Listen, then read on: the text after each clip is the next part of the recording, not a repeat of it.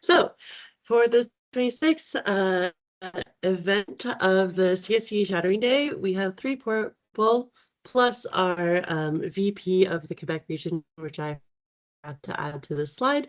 But so we have Sébastien Naparie-Lozier. He's the guy with all the tools in the background on Teams. Myself, my name is Juliette Bélanger, and then there's Camille Yameogo, who are really trying to organize this and bring this event to fruition. So on today, we're hopefully going to stay within 30 minutes. We're going to do a brief recap on what is CSCE, what is the Shadowing Day Initiative, the general event breakdown, and the next steps.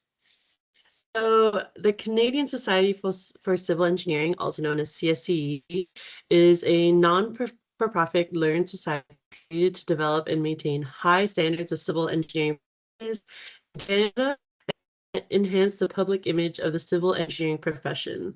That is our description that is on our webpage. It was established in 1887, and so it's one of the longest running professional associations in Canada. We are a leader in preserving historical civil engineering achievements across the country. And so the picture you actually see on your screen here, which could be quality, is actually the Confederation Bridge. Our mission is to provide members enhanced networking opportunities at local and national levels, industry training via webinars, and we have annual national conferences.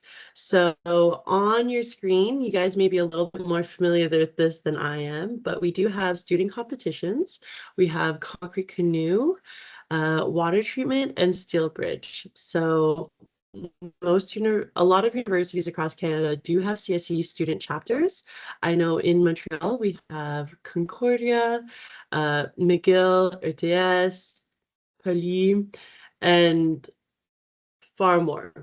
And so outside of that, we also offer webinars rather regularly from our national platform, and you can find more info about that on our website. And we also have annual conferences. This year, we're hosting 2 conferences. We're hosting the main conference in Quebec City called just the CSE, and this is the icon you see over here. And then we have a short and medium span bridge conference happening in Vancouver. So these are some cool things about our organization, and this is what we provide to the Canadian societies right now. So if we look at what the CSCE Shadowing Day is, so it is a 100% volunteer project, so none of us actually get paid, fun fact. And it's actually free for everyone to participate, both on the employer side as well as the student side.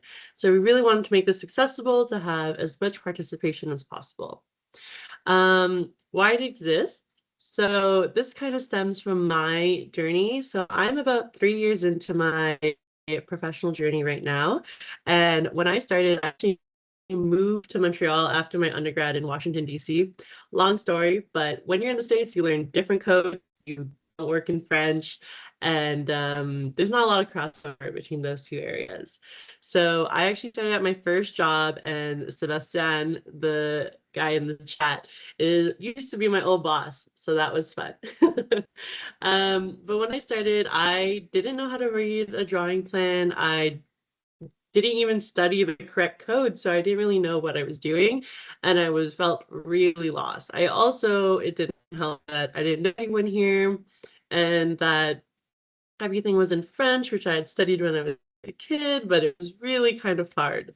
So that's when I found CSCE, and it was just, for me, the entry into the professional world was like a big shock.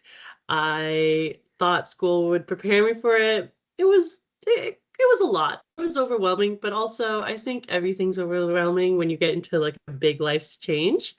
So that's when I joined CSCE and I was like, okay, guys, we need to prepare them, because as a student, you have a lot of people talking to you, you go to these networking events, but what does an office look like? What are your day-to-day tasks? You know on paper what the job is, but in person, it's different.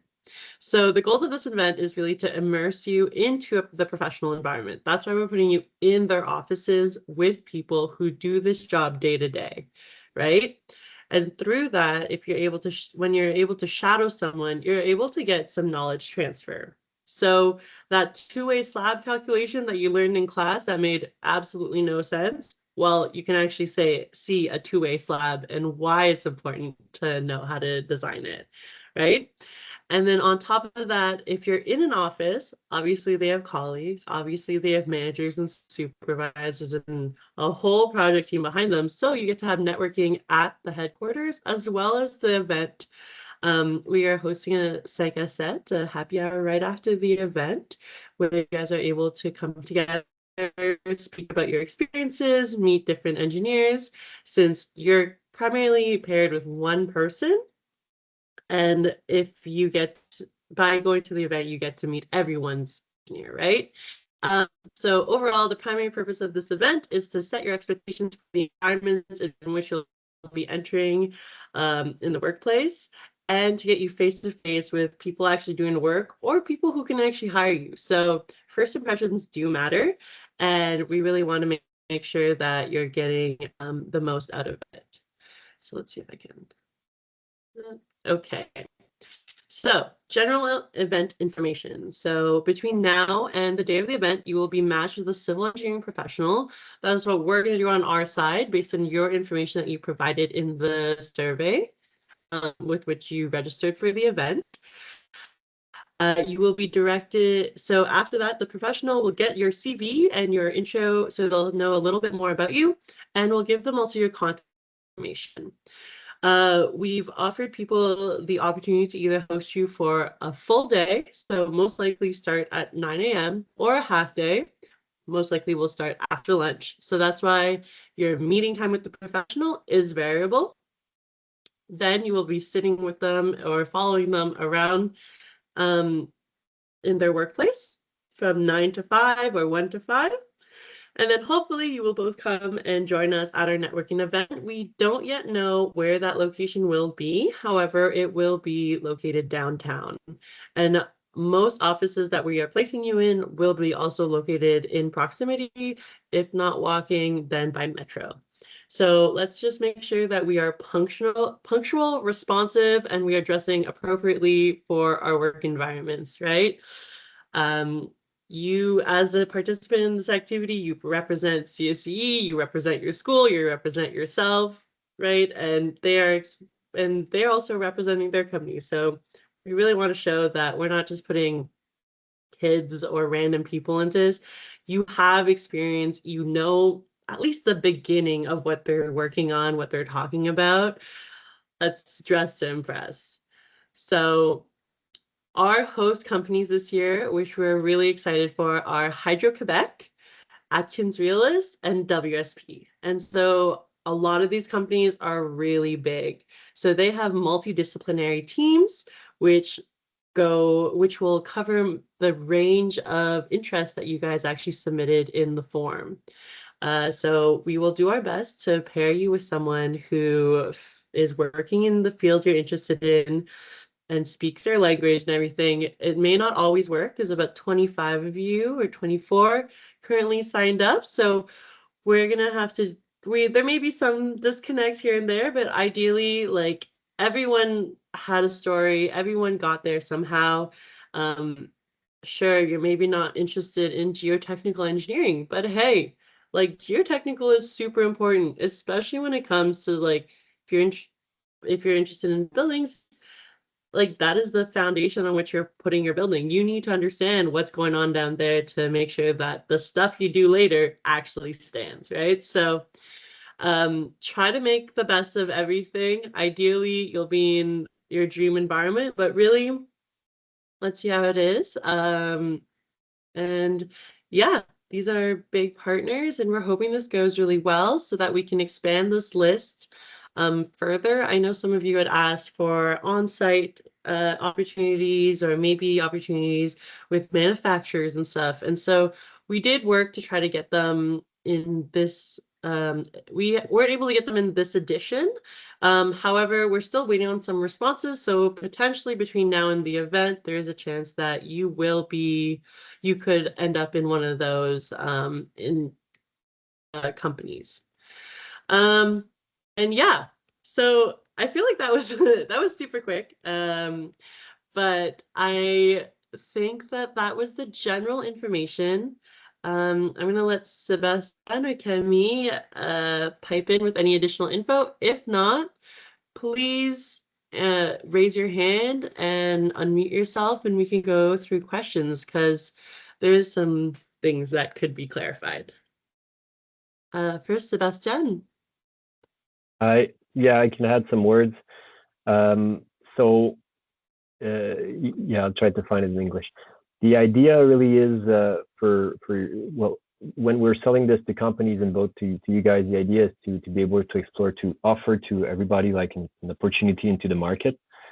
So one of the things I wanted to say to you guys is if you have any idea, feedback regarding the activity, like we just started it in Montreal last year. So do bring comments, send us emails, or tell us, hey, we think these companies might be interesting, or any kind of comments. We're always open to have more ideas. Even if you want to get on board, I don't know, next year and help us organize the event, it could be fun as well. So contact us regarding this if it's something that you feel like is interesting. And yeah, I'll start with that. VM? Yeah, and I'll go ahead. Oh. Yeah, about dress code. So we're gonna dress professionally, and there was something about safety gear, about steel toe boots and hard hats. Should we bring those or not? So unless it's been communicated to you that you'll be actually going to site, you will not need to bring any of your PPE. We asked that question just to see whether or not even the engineers are interested in bringing you. However, there are a lot of safety regulations they have to go through to be able to do that. So I don't believe anyone is committed to bringing a student to site with them. So until otherwise informed by your professional and contacted directly, you will not need to bring your own PPE. Okay, and I just wanted to ask, would it be appropriate to bring CVs, or is that kind of too networky for this event? So day of, I don't know if I would necessarily bring a CV, but you could bring it to the networking Sanka set after if you're really into it and are able to sell it and everything. Oftentimes, like if you can get them face to face, if you can get their contact information in terms of like their email and stuff, that should be enough to get you through the door, and you don't necessarily need to give your CV in person. Right. Okay, thank you. No problem. Camille. Hello, everyone. Sorry for my English. I just wanted to add to the CV subject. Even though you are not obliged to come with your CV at the event, normally you have submitted your CV when you apply to the event.